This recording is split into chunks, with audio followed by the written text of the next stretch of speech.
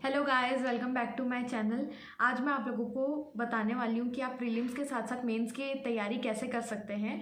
तो video start करने से पहले मैं ये बोलना चाहूँगी कि जिन्होंने भी सब्सक्राइब किया मेरे चैनल पर थैंक यू, और जिन्होंने भी सब्सक्राइब नहीं किया प्लीज़ अगर आपको मेरी वीडियोस पसंद आती है तो चैनल को सब्सक्राइब करके वीडियोस को लाइक ज़रूर करिएगा।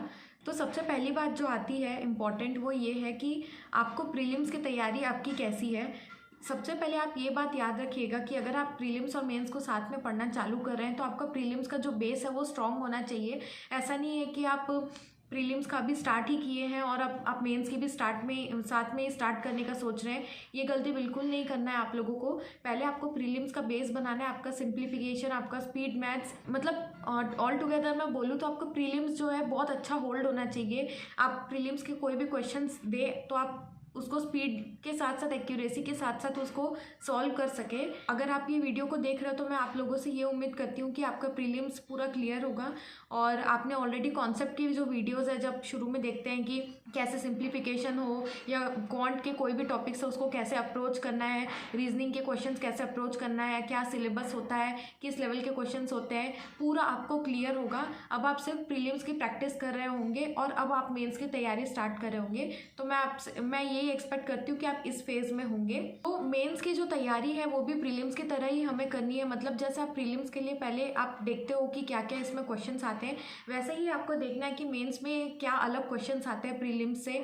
जैसे कि मैं एग्जांपल दूँ तो रीजनिंग में प्रीलिम्स में कोडेड ब्लड रिलेशन या कोडेड इनइक्वालिटी नहीं आती है, मेंस में आती है। तो सबसे पहले आपको मेंस में सिलेबस देखना है कि क्या अलग क्वेश्चंस आते हैं। उसके लिए सबसे पहले आप क्या कीजिए, memory based question papers, previous year question papers आप एक बार नेट पे सर्च करके देख लीजिए। उससे आपको पता चलेगा कि क्या अलग टाइप के क्वेश्चंस आते हैं जिनको आपको सीखना है। तो जैसे आप रीजनिंग में देख लीजिए, उसमें इनपुट आउटपुट आता है, तो आपको इनपुट आउटपुट की क्लासेस लगानी पड़ेगी।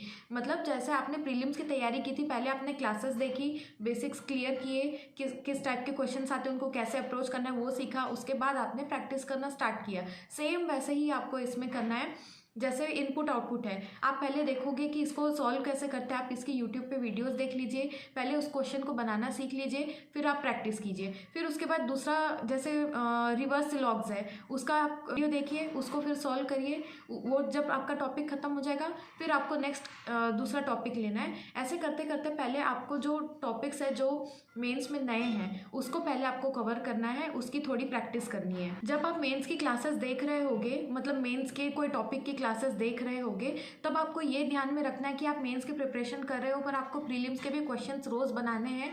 ये इसीलिए बोलते हैं क्योंकि अगर आप सिर्फ मेंस की प्रिपरेशन करोगे, सिर्फ मेंस की वीडियोस देखोगे, उसी के क्वेश्चंस लगाओगे, तो आपकी जो प्रीलिम्स की है वो स्पीड कम हो जाएगी। प्रीलिम्स जो है मेन स्पीड का गेम है, वो स्पीड कम नहीं होने देना है। इसके लिए आपको क्या करना है, सबसे मेन इंपॉर्टेंट पॉइंट आपको याद रखना है। भले आप मेंस की रोज़ वीडियोस देख रहे होगे, प्रैक्टिस करोगे, साथ ही साथ आपको क्वांट में स्पीड मैथ्स के क्वेश्चंस रोज़ लगाने हैं, एरिथमेटिक डीआई रोज़ एक दो सेट आपको सॉल्व करना ही है। इसको बिल्कुल भी ब्रेक नहीं देना है, वरना आपकी स्पीड कम हो जाएगी, आपकी पूरी मेहनत खराब हो जाएगी। प्रीलिम्स के लिए आपको रोज़ प्रीलिम्स के जो क्वेश्चंस आपको सॉल्व करने ही पड़ेंगे। तो आप क्या कर सकते हो कि जैसे क्वांट में प्रीलिम्स के लिए आप रोज़ 10 questions wrong number series, missing number series, 10 question आपने क्वाड्रेटिक इक्वेशंस के लगा लिए, 10 क्वेश्चन आपने सिंप्लीफिकेशन के लगा लिए, या आप आशीष अरोरा सर की चेकलिस्ट आती है, आप वो भी सॉल्व कर सकते हो। 2 दिन में एक चेकलिस्ट आधा आधा बांट के वो भी कर सकते हो। तो इससे क्या होगा, आप प्रीलिम्स के भी क्वेश्चंस बना रहे हो, साथ में मेंस की वीडियोस देख के अपने कॉन्सेप्ट भी साथ में क्लियर कर रहे हो, तो आपका जो है मेंस का भी क्लियर होता जाएगा कि क्वेश्चंस कैसे सॉल्व करने हैं, और प्रीलिम्स की भी स्पीड आपकी मेंटेन रहेगी। और रीजनिंग के लिए आपको क्या करना है कि रीजनिंग में आप रोज़ 5 या 10 पजल्स बना लीजिए, 5 क्वेश्चंस, 5 सेट आप सिटिंग अरेंजमेंट के बना लीजिए, 5 सिलॉक्स के क्वेश्चंस बना लीजिए, 5 अल्फा न्यूमरिक के बना लीजिए। ऐसे आप डिवाइड कर लीजिए कि 2 घंटे में आपको प्री का जो है क्वांट्स और रीजनिंग का क्वेश्चन सॉल्व करने ही करने हैं। तो अगर आप सेपरेटली नहीं करना चाहते हो तो आप क्विजेस भी लगा सकते हो। जैसे आपको मैंने एक चीज़ बताया कि आप चेकलिस्ट सॉल्व कर सकते हो आशीष अरोरा सर की, आई गेस पारुल गेरा मैम की रीजनिंग की चेकलिस्ट भी आती है, आप वो भी सॉल्व कर सकते हो। नहीं तो आप गाइडली के जो पीडीएफ्स है वो भी सॉल्व कर सकते हो। गाइडली के पीडीएफ्स के बारे में मैं बाद में आपको डिटेल में बताऊंगी मैंने भी उसको सॉल्व किया था। तो अगर आपको मान लीजिए रीजनिंग और क्वांट एक चेकलिस्ट जो मर्ज्ड चेकलिस्ट है वो भी आप गाइडली से सॉल्व कर सकते हो। अगर आपको ये तीनों भी नहीं करना है तो आप प्रैक्टिस मॉक में जाके फ्री क्विजेस भी लगा सकते हो, टेक्स्ट बुक में भी फ्री क्विजेस लगा सकते हो, या आप सेक्शनल दे सकते हो। तो बेसिकली आप डेली क्या करोगे, एडिटोरियल तो आपको रोज़ पढ़ना ही है, भले प्री के लिए हो मेंस के लिए हो, सबकी जो स्ट्रैटेजी है सेम है, एडिटोरियल पढ़ना है। और अगर आपकी थोड़ी और वीक है इंग्लिश तो आप परफेक्शन क्लास आपको रोज़ लगानी है। अगर आपकी इंग्लिश स्ट्रॉन्ग है तो आप निमिषा मैम की चेकलिस्ट आती है वो भी सॉल्व कर सकते हो और एडिटोरियल साथ में पढ़ सकते हो। तो ये आपका इंग्लिश का पोर्शन हो जाएगा। उसके बाद क्वांट के लिए आप क्या करोगे, स्पीड मैथ्स के क्वेश्चंस लगाओगे, चेकलिस्ट से लगाओगे या क्विजेस से लगाओगे, वो आपकी मर्जी है। कोई पीडीएफ से सॉल्व करना है वो भी आपकी मर्जी है। उसके बाद आप क्या करोगे, मेंस लेवल के क्वेश्चंस आप लगाना चालू करोगे। मेंस लेवल क्वांट के लिए यूट्यूब और अनअकैडमी दोनों पे आपको फ्री और पेड दोनों सोर्सेस मिल जाएगी। ये जो है प्रॉपर सेक्शन वाइज, मतलब मेंस की क्वांट की तैयारी कैसे करनी है, मेंस के लिए रीजनिंग की तैयारी कैसे करनी है, वो मैं अलग वीडियो बनाऊंगी डिटेल। एक ही वीडियो पे सब कुछ कवर करना मुश्किल हो जाता है, वीडियो बहुत लंबी हो जाएगी। तो मैं अभी आपको एक ओवर लुक दे रही हूँ कि आपको कैसे करना है, साथ में मैनेज कैसे करना है। इसके बाद आप क्या करोगे, जैसे ही आपका स्पीड मैथ्स का सॉल्व हो गया, मतलब प्रीलिम्स का आपने क्वांट का सॉल्व कर लिया, उसके बाद आप रीजनिंग की प्रीलिम्स का सॉल्व करिए।